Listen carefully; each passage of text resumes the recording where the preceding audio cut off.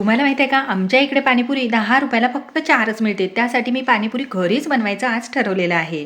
तर 1 ग्लास जाडा रवा घेतला, त्यामध्ये अर्धा ग्लास गव्हाचं पीठ टाकून घेतलं, चिमूटभर खायचा सोडा टाकून घेतला, 1 ग्लास पाणी गरम करून घेतलं. आता त्यामधलं थोडं थोडं करत पाणी टाकायचं. जवळपास अर्धा ग्लास पाणी या ठिकाणी लागणार आहे पीठ चुरण्यासाठी. आता पीठ चुरताना एकदम पातळसर चुरायचं नाही, तर घट्टसर असं पीठ चुरायचं आहे. तर मोजून मापून घ्यायचं असेल ना, तर अर्धा ग्लास पाणी पुरेसे होतं. पीठ चुरल्यानंतर पॉलिथिनमध्ये ठेवून द्यायचं. आता आपल्याला थोडा वेळ असेल तर छान एखादा तास हे पीठ भिजत ठेवा, म्हणजे रवा छान असा फुलेल. आता छान भिजल्यानंतर त्याला मी खाली घेतलं आणि त्याचे रोल बनवून घेतले. आता तुम्ही छोटे छोटे पेढे जरी बनवून घेतले ना तरी चालतील, पण मी अशा पद्धतीने एकदाच रोल बनवला आणि कट करून घेतला. आता तुम्ही हव्या त्या आकाराने कट करू शकता, लहान मोठ्या. त्यानंतर पोळपाटाला थोडंसं तेल लावलं आणि अशा पद्धतीने लाटून घेतलं. आता लाटताना जास्त जाड लाटायची नाही, जास्त पातळी लाटायची नाही.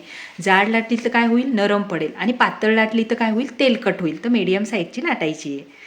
आता तेल छान गरम झाल्यानंतर त्यामध्ये एक एक पुरी उचलायची आणि सोडायची. सोडल्यानंतर तसंच सोडायचं नाही, तर झाऱ्याने त्याला खालीपर्यंत दाबायचं आणि फुलल्यानंतर त्याला सोडून द्यायचं.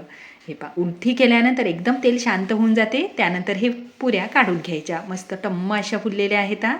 आता तळताना याला काहीही जास्त वेळ लागत नाही, फक्त लाटतानीच याला वेळ लागणार आहे पुरी. हे भरभरं मोठ्याल्या पुऱ्या तर आपण भरभरं लाटतो, पण छोट्याल्या पुऱ्या लाटायच्या ना तर थोडा जास्त वेळ लागते. तर या ठिकाणी सगळी पुरी अशी तयार झालेली आहे.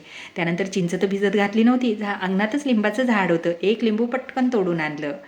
पुऱ्याही मस्त असा कलर सुरेख आलेला आहे. आता पाणी कसं बनवायचं, तर मी कसं बनवते ते सांगत आहे बरं का. हिरवी मिरची, अद्रक, कोथिंबीर टाकले आणि एकदम बारीक असं फिरून घेतलं. पुदिना असेल तर पुदिनाही टाका. त्यानंतर चवीनुसार मीठ, काळं मीठ टाकलं, छान मिक्स करून घेतलं. थोडंसं जिरं भाजून घेतलं, ते वाटून टाकलं आणि एका लिंबाचा रस पिळला. छान असं मिक्स करून घ्यायचं आणि त्यानंतर त्यामध्ये चिमूटभर खायचा सोडा जरूर टाका. त्यामुळे ॲसिडिटी, अपचन असं काहीही होत नाही. हे छान असं मिक्स करून घेतलं आणि या ठिकाणी पाणी पण तयार झालं आणि पुऱ्या पण तयार झाल्या. आणि हे एकदम मस्त जशा बाहेर मिळतात ना तशाच छान झालेल्या आहेत बरं का पुऱ्या. कलरही सुरेख आलेला आहे आणि पाणी तर एक नंबर असं तिखट छान असं झालेलं आहे. पण माझी बनवायची पद्धत तुम्हाला कशी वाटली कमेंट्स करायला मात्र विसरू नका बरं का. आणि सगळ्या पुऱ्या फोडल्यानंतर त्यामध्ये पाणी मी टाकून घेतलं, तर एकाही पुरीच्या खालून असं पाणीही आलेलं नाही, म्हणजे पुऱ्या आरपार अशा हे फुटलेल्या नाहीत. हे कमेंट्स करा कशी वाटली. तुम्हाला माहिती आहे का, मला जर कोणची रेसिपी झटपट बनवायची असेल तर ही माझी सगळ्यात आवडती रेसिपी आहे.